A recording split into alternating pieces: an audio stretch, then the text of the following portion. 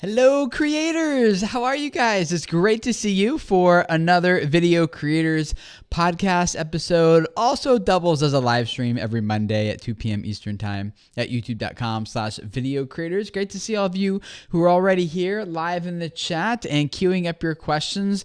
We have several good ones to dive into with you guys here today, and I'm looking forward to this. So the chat is already active. We got a few questions ready to go. What I want to do is take some time to answer questions that you guys have. Now I know there's plenty of questions that are being answered on at youtube.com/video creators on my channel and things that we're helping you guys with. But I know also sometimes you're just like, I have this burning question and I don't know where else to find the answer. And it's not like the type of thing I can just Google or search and get some ideas or advice or research on or anything. I just want something that can really only be answered by asking someone. And that's what we want to do here today. So for the next half hour, 45 minutes or so, I want to hang out with you and answer as many of these questions for you as I can. Now, the way this is going to work is my producer, Laura, is in the chat, and she will be taking your questions and putting them in front of me. We just use a shared Google Doc, and she does a lot of good old copy and pasting for questions from the chat. And sometimes you guys make her fingers cramp up a little bit, which is awesome. So good job. Great for you guys, because she's trying to go so fast to keep up with you. And then she's trying to put them in a certain order for me and things like that too. So make her work hard today. And let's answer as many of these as we can. So it's good to see you guys who are here in the chat. Great Outdoors. It's good to see you, Joey and Adam and Casey, and Forever Fam Gaming and Wild Tim 13 and Generic Waffle and Middle Class Rapper Karate Playbook. Fun with the Bugs, Ben. Man, you guys, it's gonna be great. So, and if you're listening to the recording of this later, the podcast, and you're not here with us live, we would love for you to join us live every Monday at 2 p.m. Eastern time. Now, for you guys who are on the live stream, one of the things you might not realize is that these streams are no longer publicly available on the YouTube channel. After they're done, they automatically become unlisted, so people who got the notifications can come and join us and watch the replay. But they don't go publicly available on the channel anymore just because of some of the data and stats, which I've talked about in previous episodes and live streams. So if you want the content and you're not here live, the only other way to get it is to subscribe on iTunes, SoundCloud, Stitcher, Google Play, Spotify, wherever you want. Just search for Video Creators, Tim Schmoyer, and something like that, and we'll pop up, and you can subscribe and keep up with all these recordings that way. So if you're here in the live stream, haven't done it yet, encourage you to do so. All right, let's dive into some questions here, shall we? First question is from History Treehouse, and she asks, I know you use Trello to organize your videos, but do you also use anything else, like a spreadsheet? If so, what does that look like? So for the most part, yeah, we use Trello to organize pretty much everything that we do in our whole business, really, yeah, that's pretty much our main thing. I mean, there are some other tools, but in terms of organization, Trello is what we use. Now, Trello, if you're not familiar with it, it's a free project management software. You can pay for it. We do pay for it, but you can start using it for free. And it works totally fine. We use it for free for about 1.5 years, actually. And it lets you kind of think about you're going to create a process. You're going to make a column for each step in the process. And so for us, the first step is to shoot the video, right? Well, there's another board for all our planning around videos we're going to shoot. But then when we actually start, the video has been shot, it goes to a first column is uploaded to Dropbox, and then my editor moves it to editing in progress, and then ready for review. And it's just like one card. You just kind of click and drag it across each step of the process. And on the back of that card is where you have conversations and notes and attached files and everything that you want to do to communicate with other people, or just notes for yourself or your script or whatever you need to have information regarding that video. So it's great because you can see across one glance the due dates for everything, what videos are due when, what the titles are, where we're at in this with each one in queue, where they're in process, review titles and thumbnails, and everything is right there. And so actually Laura, who's in chat, works on that with me. She helps produce the videos for you guys as well. So If you guys have questions for her in the chat, you can ask her directly as well. So yeah, Trello, I'm not sponsored or anything, but that is the project management tool that we use, and I think it works great for things like keeping track of your production calendar and your videos and content and your overall posting schedule, not just for YouTube, but really for any type of platform that you're using. So it works great. Middle Class Rapper asks, should I go back and redo old thumbnails? Yes, you can do that if you'd like. There's no harm in that. I would not touch any videos on your channel that are already performing really well. Videos that are already gaining momentum, videos that are already picking up steam, or that are like your top performing ones. I know it's tempting sometimes to like look at them and be like, oh, like if I were like, that video is so old, if I were to do that again, I would give it this type of thumbnail and touch it. But then that often changes either how viewers interact with that video or the ratio of people who click through it based on another video that someone was watching right before that one, or it can if you change metadata and things too, it can kind of reset a little bit of what Google had, the information Google's collected about that video. So I would not touch the ones that are performing well. But if you have videos that are just kind of stale and stagnant and they've been there for a few months and they're just not growing, then yeah, for sure, I would consider go ahead and updating those old thumbnails and see if you can breathe new life into that video. So yeah, it's but probably not for every video. Like, you probably have some of those videos on your channel and you're like, that one's not growing, but if I'm gonna be honest with myself, I can see why. Like, it's an okay video, but it's not like an awesome video, right? So I would just put the time and energy into the videos that I think have potential based out of all the ones that I've done already. Like, everyone keeps asking this question. Why don't they find my video on this? Or this is such a popular topic right now. Why is no one watching this? Those types of videos I would put the energy into.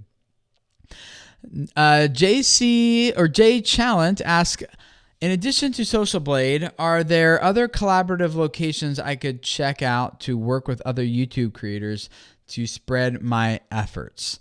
Yeah, it's a good question. I actually have a few videos about that, and I have a whole course that's no longer publicly available that we could get into as well. But a few other places I would look at would probably be Facebook groups. There's a lot of different active Facebook groups for creators that you can check out. There's also a lot of different forums out there, dedicated websites. There's one, I don't know how active it is, but it's one called channelpages.com. A few years ago, that was an active one, but I haven't heard much about that one for a while, so I don't know if it's still active or not. And then there's, honestly, the best way to do those is to go to events and just meet people and shoot right there in person with them. I know it's like, hey, but now we got to fly, we got to travel, and it's expensive and things like that. And like, yeah, you're right. It does kind of take that sometimes, but that's, in my opinion, the ones that I've seen, those are the ones that work the best. So if you're looking for other locations, I would check out different events. And some of those might be ones like VidCon or VidSummit, or it could be CVX Live out in Utah, or there's a number of them. I would check into those. A couple of super chats coming in from you guys. Thank you so much. Really appreciate it. People are not as responsive. Oh, this is from Dark Side TV and movie reviews. People are not as responsive to my Patreon as I thought they might be. How do I promote it without being a nuisance? Well, if they're not as responsive to it as you thought they might be, just talking about it more probably isn't going to help, and it is actually just going to hurt you in the long run. So, and by it will become a nuisance. So what the real skill a lot of creators are lacking that they really need to have is sales skills. Like, and you guys maybe heard me say this before, like, if you are going to be successful on YouTube, you need to know how to pitch your channel to someone who's not subscribed. You need to know how to pitch yourself to a brand and do a deal with them. You need to know how to pitch that brand to your audience when you do a brand deal. You need to know how to pitch things like Patreon to them. And so it's not like, how do I extract value from my audience? This is like, how do I communicate well in a way that actually communicates the value that I'm providing, that they need, that they want? How do I communicate that well? And I don't claim to be an expert. I actually hire other people to help me with that now, because there is a lot that goes into it. But you can certainly get started just by reading some sales books. One of the books that was most helpful for me when I was getting started is called Pitch Anything. and I forget the name of the author. It's like Oren something or other. But that book was really helpful. So maybe check out that one to start with. But to answer your question, I'd have to see how you're talking about it. If you're like, hey guys, I've been making these videos for free for you for a long time, and now I really need your support to keep going, give me money. That's probably not going to work as well as inviting them to become a part of something, some sort of community with you, and really just having like the opportunity to contribute to the movement that you're about, or this belief that you share, or something like that. Those types of things are going to be really important. Or maybe you're helping them solve a problem of some kind that they can't solve without you or someplace else, right? So Patreon, though, seems to work best around this idea of community. And so if your brand stands for something and you have a belief wrapped around it that people really want to come behind and support, that's probably what's going to work best there. The other thing that can work really well on Patreon is actually doing it in such a way that people get more access to you. And like in terms of like private live streams or a monthly, maybe a monthly private call, or I don't know, like whatever, stuff like that. But usually community-based stuff works best on Patreon. Blessed Love. Hey, Blessed Love. Good to see you. Says, also, thank you for the super chat. Says, thank you for the consultation. How can we move from search to suggested? 60% of our views are from search, and we are always on the first page, but don't get many views.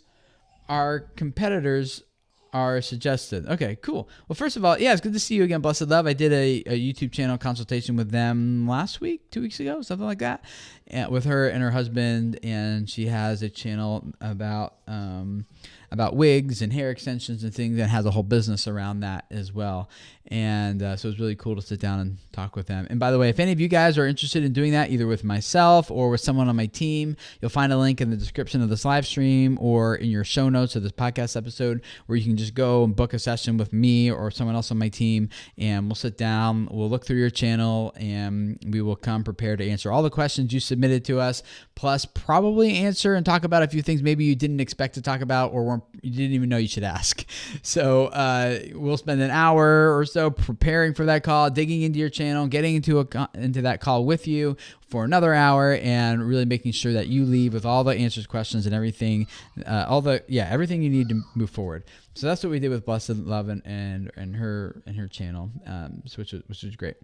But in terms of going from search to suggested, one of the things I try to focus on, and I don't think there's anything wrong with search. Like, I think targeting search is great, it's fine, but perhaps what maybe you're bumping into something similar as Blessed Love, which is we are doing everything we can for search. We're doing all the keyword research. We feel like we're optimizing our videos for that first page of results, and we're actually there, but we're still not getting as much traffic. And that's it. Like, that's the thing. Like, you guys hear a lot about targeting search. And again, there's nothing wrong with that, and there's a definitely valid place for that. But it's not, I don't think it's all cracked up as a lot of people make it out to be. Now, it really kind of depends on what you're looking for, what your goals are. But from every channel I've seen, the more valuable traffic source is actually suggested videos. And by valuable, I mean not in terms of overall views, but in terms of where is your most valuable viewer coming from. So the average view duration from search is usually a lot lower than the average view duration of someone who's coming from suggested. And you can see all this in your analytics. Just go to your traffic sources, your analytics, and you can sort it right there and see exactly what's going on in your channel. And so I like to think a lot about how do I target suggested videos and search too, but mostly like if someone were just to see this title and thumbnail, would they click? And so how do you optimize for suggested so that YouTube just starts putting your videos in front of the right person at the right time, rather than just kind of hoping someone searches and finds it? Because you can get a lot more view volume than by someone who sees a good title and thumbnail at the right time, because YouTube put it in front of them, whether it be the homepage or suggested videos or Watch Next or something, as opposed to waiting for someone to search for it.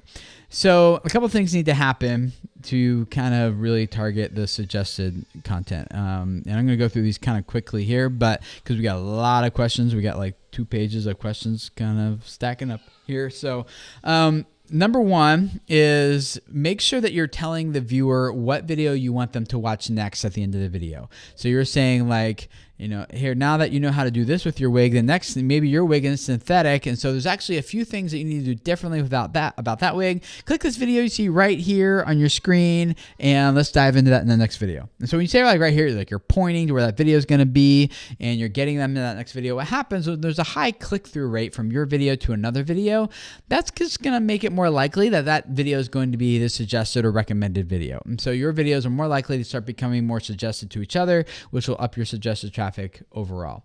Another thing to do is to optimize the titles and thumbnails for people, not just for search. And so it's very possible, and this happens all the time, where a video has like wrong keywords in it and is ranking for like a really competitive search result that actually is like a different search. Like, so for example, what was this? Like a few weeks ago, my daughter, she's 6. she's 6. I have 7 kids, so I was like, which how old? She's 6. So she was asking, we were at this coffee shop and she asked like, I want to draw a picture about how to draw a cat. I was like, all right. So I pulled up my iPad, pulled up the iPad app and searched for how to draw a cat. The number one result was actually how to draw a puppy husky. Right? Like, think about it, like how to draw a cat. Number one result was how to draw a puppy. Now, after that, all these search results were like how to draw a cat, how to draw a cute cat, quick and easy, all that type of stuff you would probably expect. But the number one result was how to draw a husky puppy.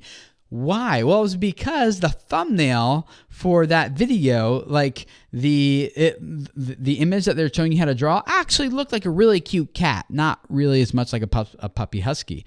And my daughter's like, ooh, that's a pretty cat. I want to draw that one. I'm like, well, that one's not actually a cat. And she had already tapped. And I was like, oh, okay, whatever. She doesn't care. She doesn't know. Like, it looks like a cat to her. And it's because there's a high click-through rate on that video because the thumbnail looks like a really cute cat. And so Google has learned that this video is the best result for someone who's trying to learn how to draw a cat, even though cat was not even a part of the metadata, right? And so it was because that thumbnail was optimized for people and because my daughter can't read, at least she didn't bother to read that title. She can read a little bit, that she decided she was going to go for that instead. So that's kind of like the point I'm trying to make is like optimize for people, where the title and thumbnail get someone in your target audience to be like, ooh, yes, that. And when Google puts it in front of them, they just click. And when Google learns that, it's going to go to your people's homepage. It's going to go to suggested videos, and it is going to be make a much bigger difference in terms of click-through, in terms of how that video performs. Okay, so there's a lot more we could get into that, but basically, if I'm going to boil it down, is get people to click on your videos as much as possible, and if you want one video to be suggested the video they're watching, put it on the end screen and make sure you get people to click and get that and get them into that. I actually have a whole video on my channel, so let me see if I can pull it up here real quick. And for those of you guys who are listening to the podcast episode, I'll try to put a link to this in the show notes, where there's a lot more to it than this, but let me find it here for you guys in the chat, and it will, it's called how to dominate suggested videos for millions of views. I'll put a link to it here in the chat for you guys here.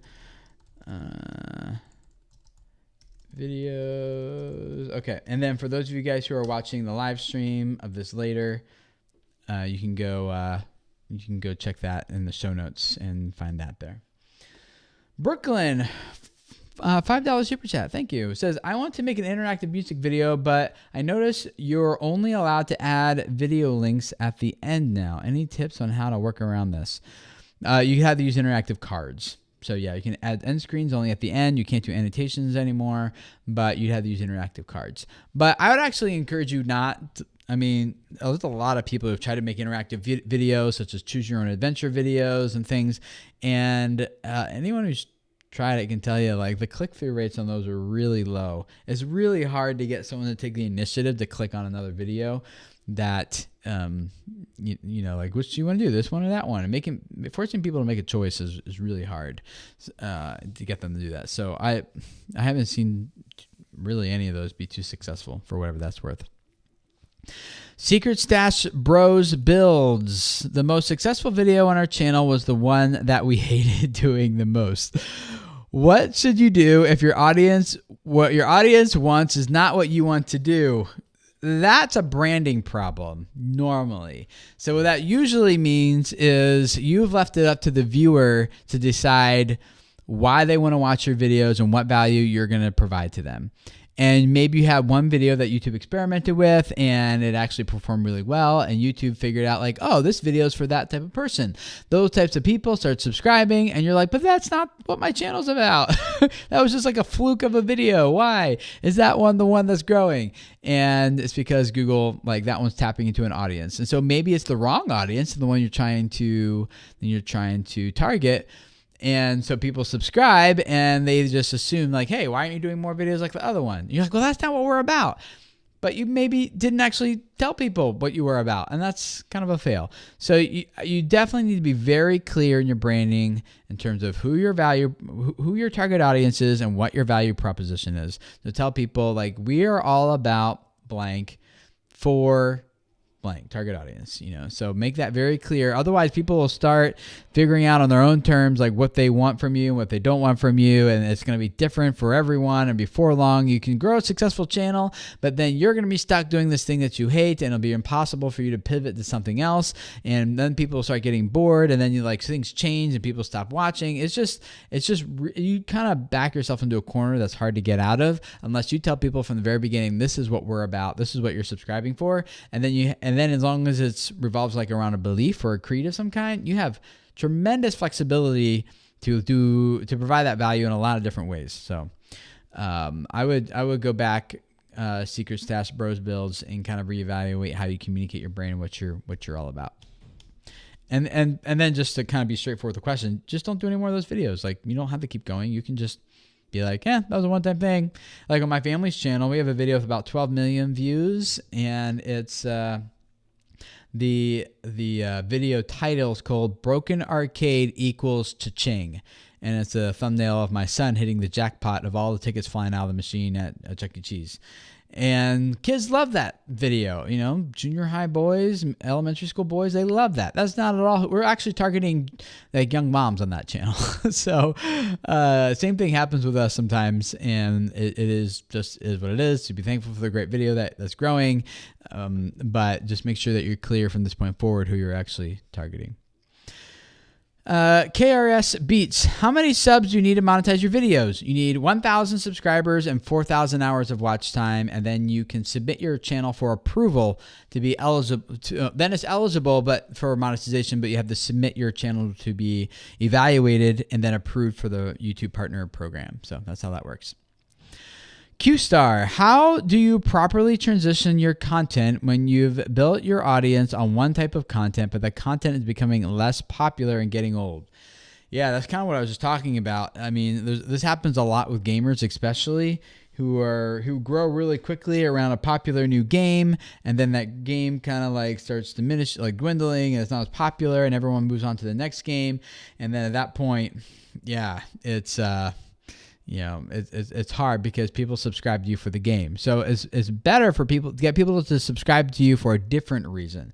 And so maybe if it's gaming, it's like, we're going to teach you how to be, I'm making this totally up off the top of my head. Like, how do you be the coolest kid in school who can dominate every game everyone wants to play, or something like that. Then you have a little bit more flexibility. And so the belief there is like, it's important for some reason to be the most popular kid in school, or we want you to like, if you feel like you're stuck working your dead-end job, the end of your cubicle, and come home to dominate the world, we're gonna show you how to do that better, or something. I don't know.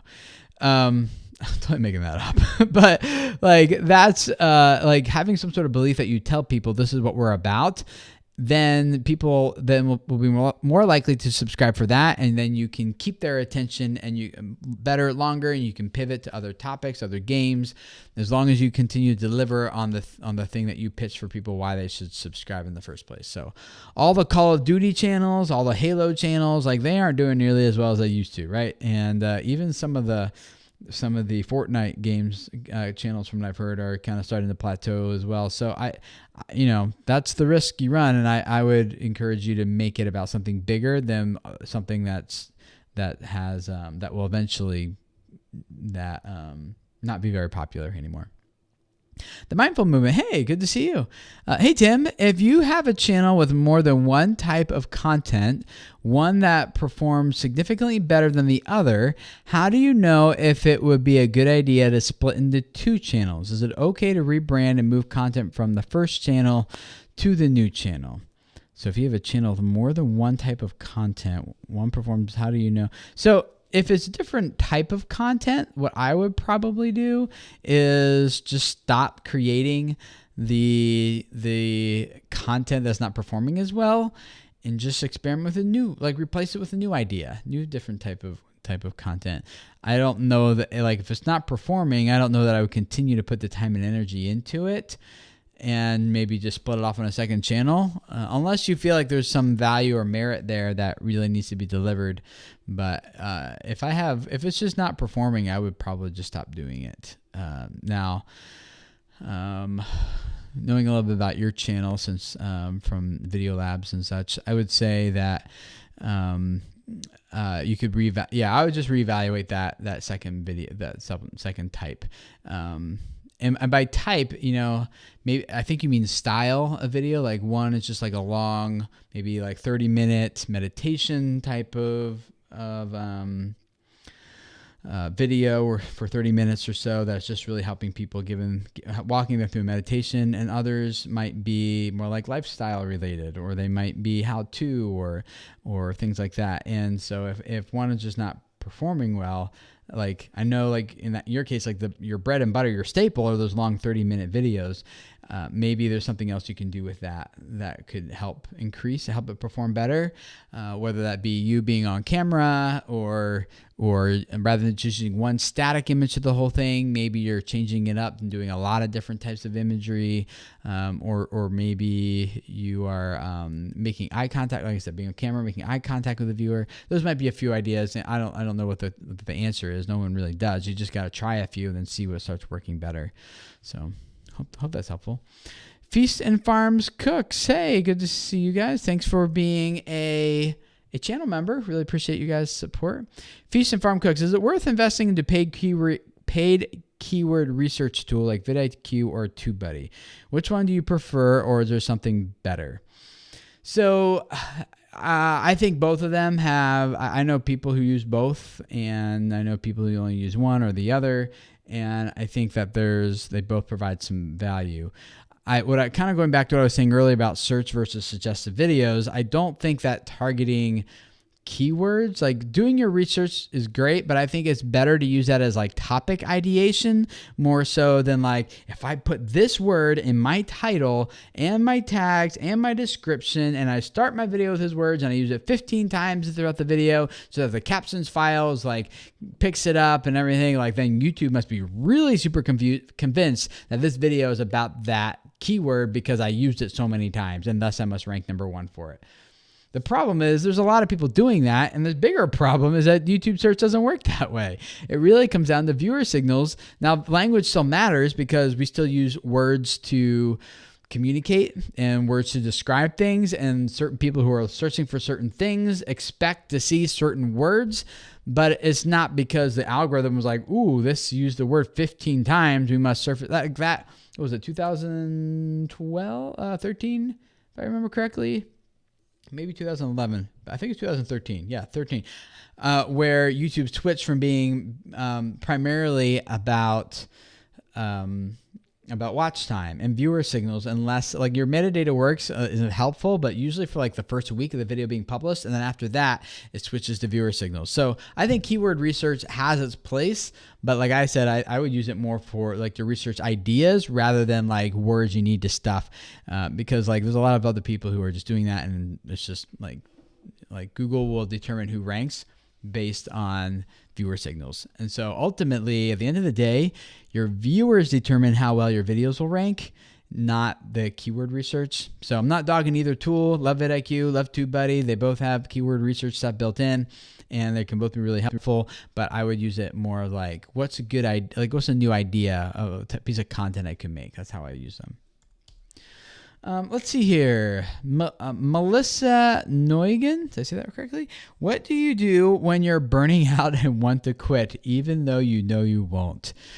I love that question. We should spend a whole hour on that one alone. Like in chat, who else? And if you're driving, listening to recording this later, don't do this, but raise your hand if that is like a thing that you have ever experienced before. I'm certainly putting my hand in the air. Yeah, burnout. I mean, I've been doing this since 2006. Is that like 13 years now? Whew.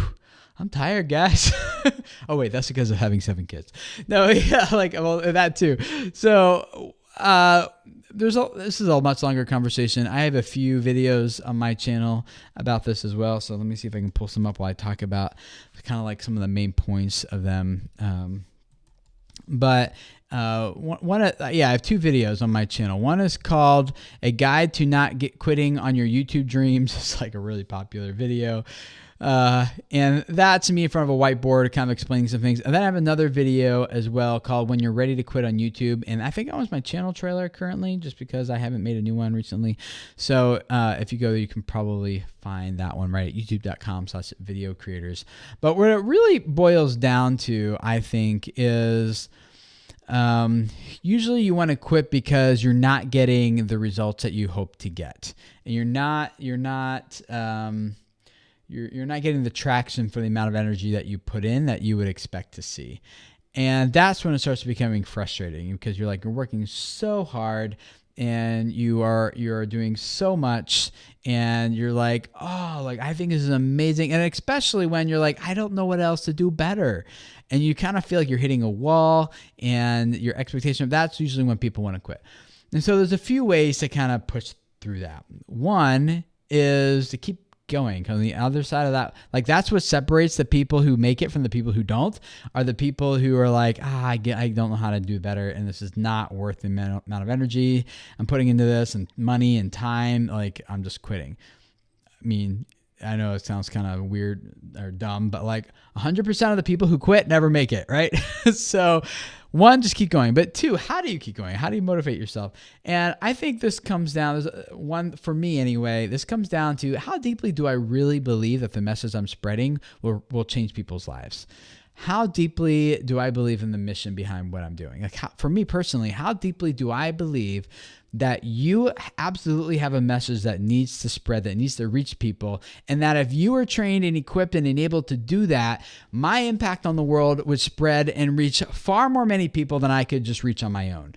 I might be able to grow a channel that reaches a few million people and impacts some lives. That's great. But what if I could help people like you reach your message and spread more like that? Like, I believe in that. Like, I really want that to happen. But then 2, I believe that this will change your life as your channel grows and you are successful on the platform, and whether your job is to turn this into a full-time career as like more traditional YouTube creator, or your goal is to grow your business that's already established and using YouTube more for marketing, or whatever your goal is, when that happens, I believe it will change your life.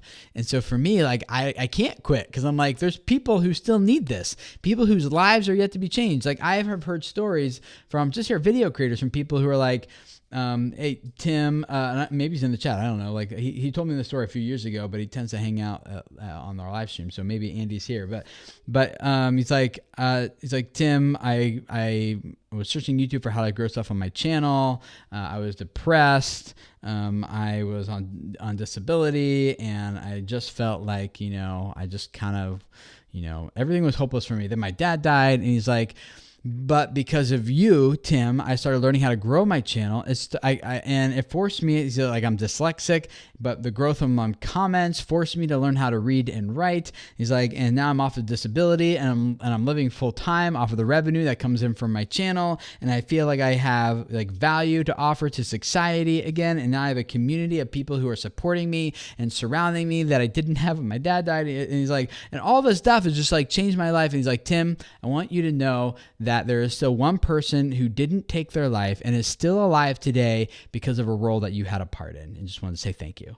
And I was like, oh, I started like crying, like he sent me a private video, and that's a video, that you save and you hold on to, because those are the types of stories I want you guys to have. And I can tell you a lot of stories from our family's channel about marriages that are healed and relationships that are restored. And like one girl, she's like, I didn't grow up with a mom. She left our family when I was little, but I'm getting married in next month. And because I've been watching your videos, I feel like I know what it takes to be a good mom and a good wife. And just want to say thank you. Right? Like that's the type of life change we want, that I get excited about. And I could spend a whole, you guys are going to get me too worked up. Like that's the type of stuff. That's what this is all about. Right? So I can't quit, because I truly believe that you guys have messages that will reach people and change their lives. And so for you, when it comes to burning out and quitting, like go back to that thing. Like, what's the message? What's the mission? What's the impact that you want to have? Why are you doing this in the first place? Hopefully that keeps you going when you're like, I can't stop. People need this. I have to serve people. And I hope that's what keeps you going. Now, the videos I'm linking are a lot more than that. It kind of gives you an actual plan for how to do that and how to get through it. And so like I talk about a thing called the dip, which is I'm borrowing it from Seth Godin and kind of putting it in YouTube creator language. And that's what I kind of want you guys to think of, where everyone, you always start off with a lot of excitement, and there's this honeymoon period, and then it kind of switches to a little bit of uncertainty, and then you start losing confidence, and then there's confusion, and then you hit depression, and then you want to quit. But on the other side of that, that's when you start accepting how hard this is. You start exploring ways to grow. You start testing things, and you come out of that with a new confidence. So having a bigger purpose would really help. Number 2, also surrounding yourself with other people who have done it could really help. Number 3, just having a mindset for growth and not like letting yourself like fall into this despair type of thing. Number 4 is you need to schedule like time to like educate yourself and to learn more. Someone from my team or myself would love to sit down for an hour and just talk through your channel with you and make sure you have those next steps to go where you want to go with your channel. Number 5, another idea is to teach it to others. Like you learn a lot about your own channel when you start teaching it. Or number 6, just like have some high stakes. Like give yourself like you get some sort of reward if you hit these goals. And the goal isn't necessarily hit 1 million subscribers, although that could be it. But I was thinking more in terms of like if I keep publishing a video every week for 1 year, then this, like I get to give myself this type of reward or something like that. Not everyone works that way, but if you do, it might be something to consider. Whew. Okay. We should spend a lot more time on that one, because I love that topic. But Tom, DIY Shorts, thank you for the super chat. My most viewed videos are composting on one end of the green spectrum and rocket stoves on the other. How do I keep my channel from being bipolar? Well, I think, same question. Hey, Tom, it's good to see you again, by the way. Tom, I think went through one of the very first video labs we ever did, like years ago. So it's fun to see him growing. And if I remember correctly, Tom is still, even years later, still meeting with that same group of creators every week since then, which is one definite way to keep going if you have a group of creators that you meet with regularly. But to answer your question, Tom, it really, like, bipolar, it's not bipolar if the value proposition is the same. And it's always coming back to giving people a specific value that they want, that they're subscribed for. And if they're there getting that in every single video, the topic from composting to rocket stoves, I don't think is opposite of the spectrum, as long as it's coming back to the same value that they want. So I don't think about it in terms of topics as much as I do in value that someone's trying to consume. That's where I would go with that. Noah Animates, thank you for the super chat. Is it possible to report channels for sub-botting? Not really. So if you're concerned that people are like just bots are subscribing to your channel, it doesn't really impact you in any way. It doesn't hurt you in any way. And eventually YouTube will figure that out, and they will, about once a quarter, it seems like, they go through and scrub out dead accounts and bot accounts and things and update everyone's stats accordingly. So they'll fix it eventually if you suspect that's happening. Josephine De Smet, how can you be found as a songwriter on YouTube. Oh boy, yeah, I got videos about this too. This should have like turned into Tim promotes his YouTube channel stream. So I think I have a few videos with Peter Hollins, who is a musician on YouTube who has I'm finding it here for you. Let's see here on my channel. Why is YouTube Studio not working very well?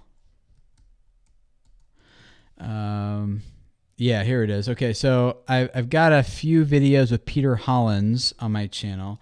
So if you search for that, but I will put a few of those in the show notes for those of you who might be watching later. And then I have a video with Daryl Eves about the same thing. I think it was with him, maybe not. So I have one with Peter Hollins here called Ignore the Algorithm, Grow Overnight Like Peter. And his story is like, hey, I grew to millions of subscribers by on his music channel, mostly through collaborations. And then there's another video called How to Turn Your Music Channel into a Career, also with Peter Hollins. And you'll find that there where he kind of gives his tips for that as well. So all that down in the show notes for those of you guys who want that. Kids Toy Play. Hey, good to see you guys. Hopefully I'll see you next month too. Oh yeah, you said in the comment. So what's your opinion on Vimeo and OTT and their OTT platform? Hope to see you at Clamor next month. Yeah, I will be there. So I don't really have much of an opinion on them. I think they're different tools for different goals. I don't think there's anything wrong with, like, for a kids toy channel. I think that something like an OTT, and for those of you guys who don't know OTT, putting myself on the spot here, is over top. Hold on, let me Google it real quick. It's like over desktop. It's like when you have like your own app on like Roku. Yeah, over the top. That's what I thought too. Yep. Over the top. Yeah. So it's like when you have your own, like rather than going through your own internet or cable provider, people are just paying for like access to an app where they're accessing your branded content or something like that. And so if you have a large enough audience of people who only want to watch your thing, then I think it could make sense. And there's a lot of different platforms out there that do it. Vimeo is one of them. I don't know. Yeah, you could try it. Yeah, it's interesting knowing where you guys are at, Darcy. That one might actually be worth considering. So we should talk about it more at Clamor. I'll confess that I don't have any clients that have an OTT platform or have used it, so I don't have much, and I don't have one myself, so I don't have much experience with that. But most of what I see is when you have a strong, recognizable brand and your content's already performing well, and then making that type of investment might be worth it. So maybe experiment. Maybe try to get into one where you're not locked in for too long, but you can start running an experiment and see how that works. So sorry I'm not more helpful on that one. Dan T is a member of the channel. It says, I use the community tab to point newer subscribers to older videos that they mostly haven't seen. It's had mixed results. I'm wondering if you've had any ideas on how to leverage lots of old videos. Yeah, that's one way to do it. You could live stream and point people to them like I'm doing here unintentionally. You could also use interactive cards, and end screens would probably be the main way I would do that. Get someone who's already watching one of your videos and is at the end of one of your videos, so they've already given you like a maximum amount of watch time, and get them to do that again on another video. And so pointing them to like end screens is probably going to be the best way that you're going to do that one. Samstra Games. For small channels, is it better to focus on popular topics, like games in my case, so people search for it, or niche ones where it's more likely you'll rank somewhere reasonable in search? Yeah, again, I don't search is either way is fine. You can try to rank in search and go for something, or like the way I've been increasingly more and more doing it is like, let's just make the best darn videos we can for this niche, for this topic. And even if it is competing number one with these bigger channels, like you can break in, and I've seen channels do it all the time. They break in and they grow up like crazy, and but it's very rarely because of search. It's usually because of suggested and homepage. or Google figures out who those videos are for and just puts it in front of them. And so you do that by consistently targeting an audience, like we've talked about earlier, so that Google starts learning who it is your channel is targeting and who these videos are for, and feels more and more confident about where they're positioning your videos.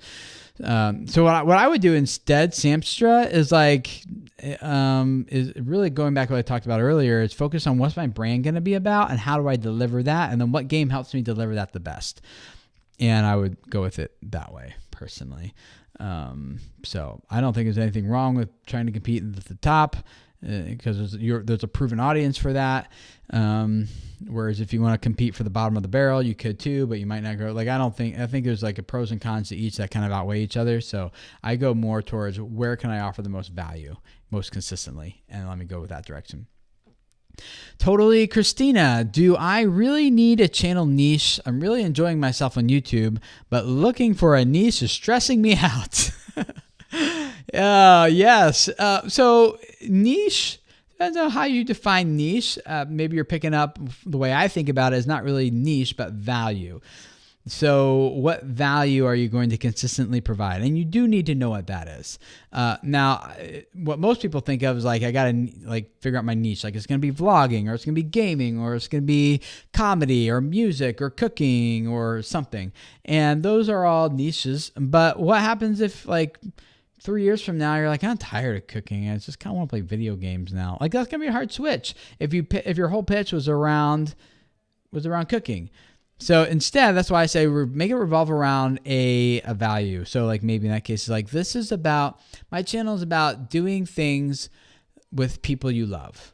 Okay. And then maybe for a while that's cooking, because there's something very relational about sitting and cooking and eating together, right? If you're getting to know someone, and you're dating, what do? You go out to eat. So it's something, but video gaming is also very relational. You sit down, you play that with friends, right? So maybe as long as you get someone to subscribe for a belief or a value, then you have a lot of flexibility in the future.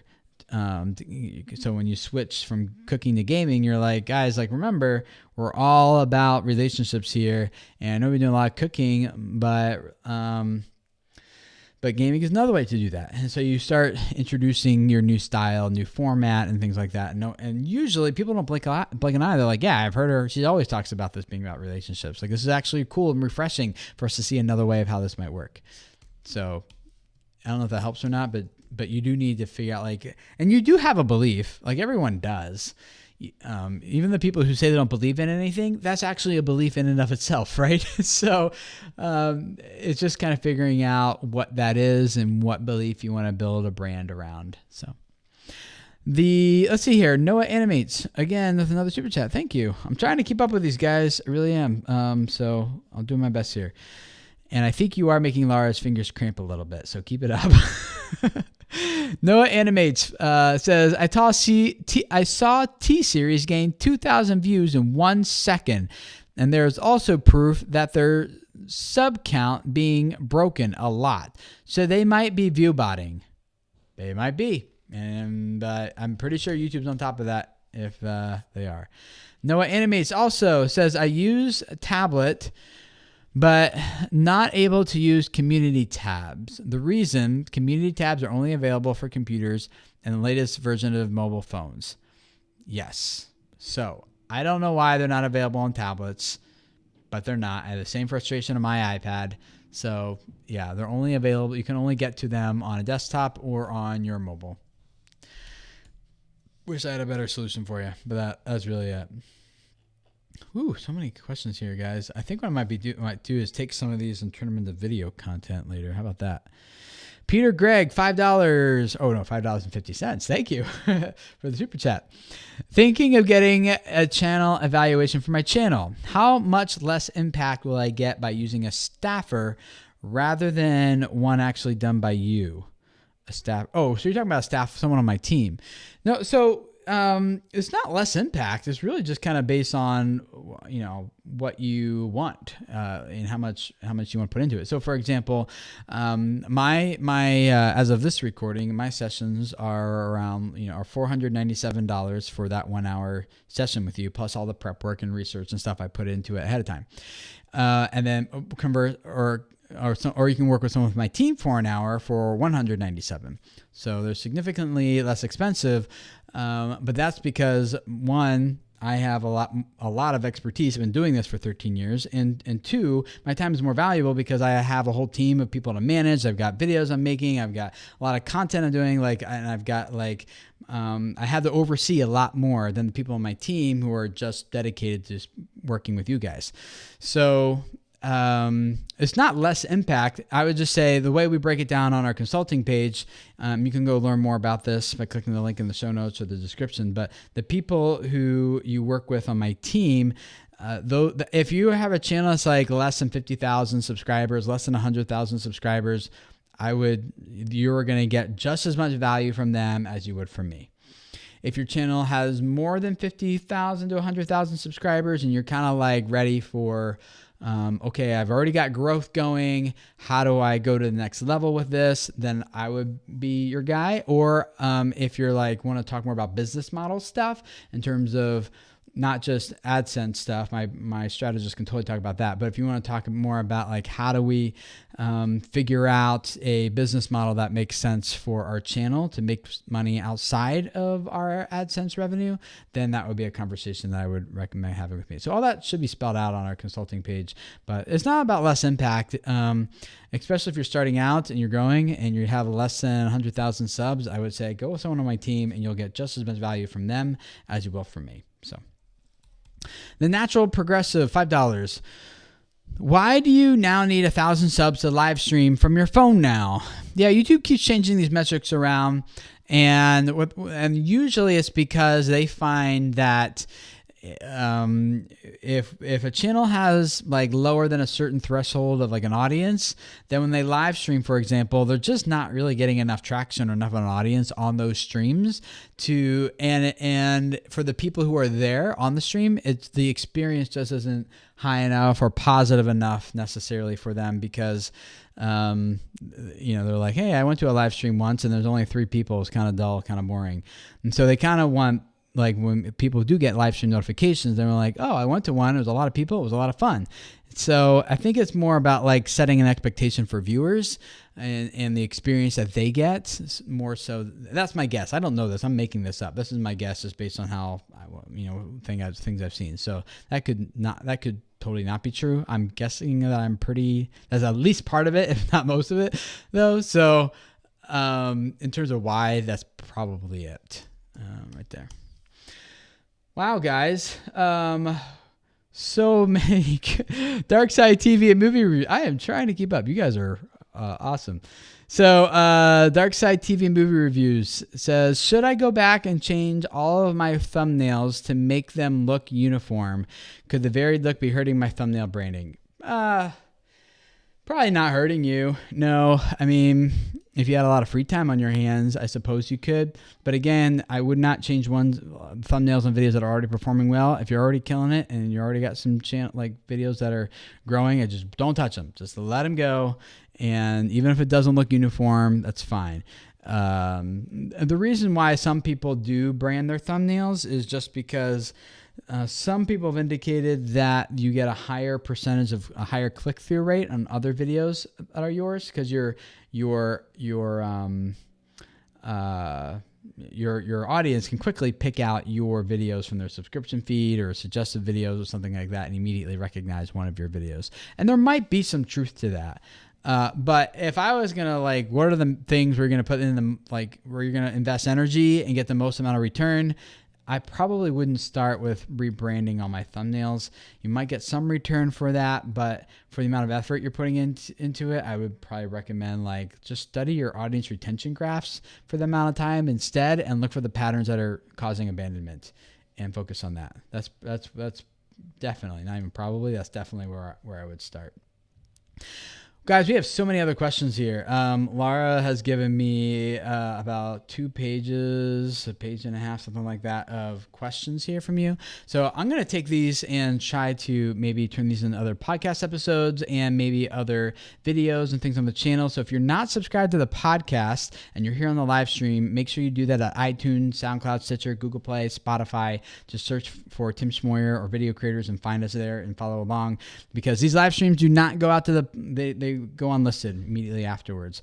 And if you are listening to the podcast, I would love to invite you to leave a review, if you don't mind, on iTunes. Give us a star rating. That really does help us out more than you might think it does.